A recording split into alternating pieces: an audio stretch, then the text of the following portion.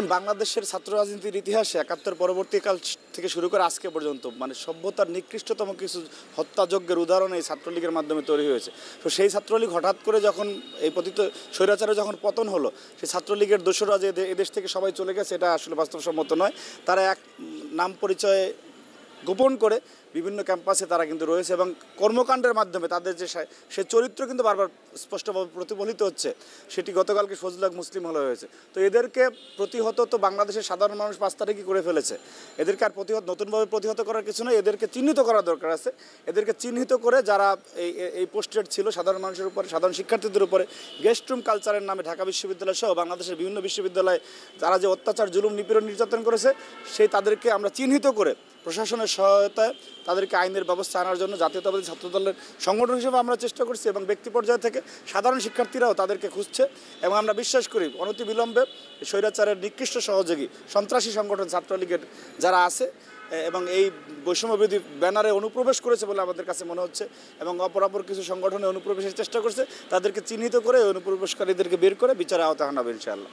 দেখুন, এই যে ঢালাওভাবে বলার মানসিকতা, এই জায়গা থেকে আমাদেরকে বের হয়ে আসতে হবে। আপনি দেখবেন যে এত বড় একটি রাজনৈতিক দল, জাতীয়তাবাদী দল বিএনপি, সেখানে ১৭ বছরের যে আমাদের উপরে নিপীড়ন নির্যাতন চলেছে, আমাদের অনেকের সম্পত্তি, অনেকের দেখা গেছে নিজের ব্যবসা প্রতিষ্ঠান, সেটা আওয়ামী লীগ দখল করে নিয়েছিল।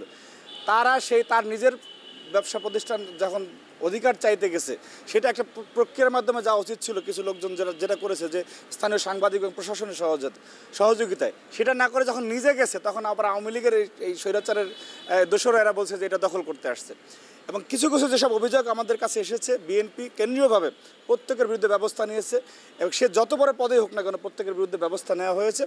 এবং আপনাকে খুব দৃঢ়ভাবে বলতে চাই যে বাংলাদেশ জাতীয়তাবাদী ছাত্রদল এই দেশের সর্ববৃহৎ ছাত্র সংগঠন, ৫ই আগস্ট প্রেক্ষাপট পরিবর্তনের পরে বাংলাদেশের কোনো ক্যাম্পাসে ছাত্রদলের একজন নেতাকর্মী সাধারণ কোনো শিক্ষার্থীদের গায়ে হাত দেওয়া তো দূরের কথা, কোনো কালচার, কোনো অপপ্রচার করে সাধারণ শিক্ষার্থীদের বিভ্রান্ত পর্যন্ত করে নেয়। সুতরাং এই ধরনের দৃঢ়তা নিয়ে কথা বলবে এই ধরনের ছাত্র সংগঠন আমাদের সামনে পড়তেছে না। আমরা বিশ্বাস করি যে দেশনায়ক তারেক রহমান আমাদের যে নির্দেশনা দিচ্ছেন, যে সাধারণের জন্য রাজনীতি, গণমানুষের জন্য রাজনীতি, সে জায়গায় আমরা এগিয়ে যাচ্ছি এবং আমরা দৃঢ়ভাবে বিশ্বাস করি সাধারণ মানুষের ম্যান্ডেট নিয়ে আমরা এদেশে আবার রাষ্ট্র ক্ষমতা আসবে ইনশাআল্লাহ।